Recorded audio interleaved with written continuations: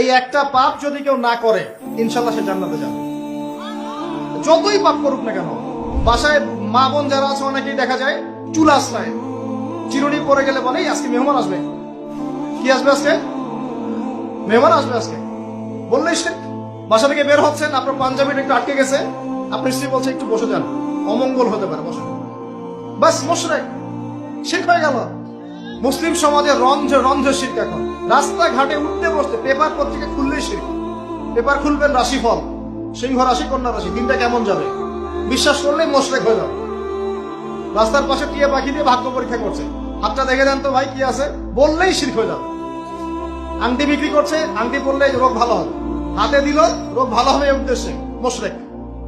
হাতে দিয়েছে রোগ ভালো হবে, আমার ডায়াবেটিস ভালো হয়ে যাবে, বিসমিল্লাহ, ব্যাস মুশরিক। এই আকীদা নিয়ে পড়লেই মুশরিক। মুসলিম সমাজে অহরহ শিরক আছে। আর আবু জেহেলের যুগে কি ছিল ভাই? আবু জেহেলের যুগে অনেকদিন বলেছি মেজর 5টা সমস্যা ছিল। কয়টা? মেজর 5টা, মাইনর সমস্যা অনেক, মেজর 5টা। এক, আবু জেহেলের যুগের বেশিরভাগ মানুষ শিরক করতো। কি করতো ভাই?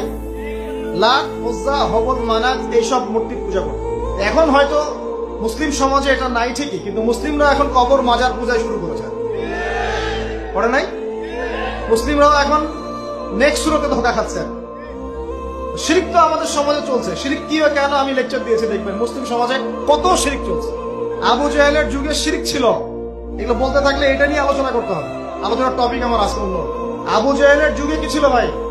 শিরক ছিল, সমাজে রন্ধ্রে রন্ধ্রে শিরক ছিল। এখনকার সমাজেও শিরক আছে। তারা লা ইলাহা ইল্লাল্লাহ না পড়ে শিরক করতো, আমরা পড়েও শিরক করি।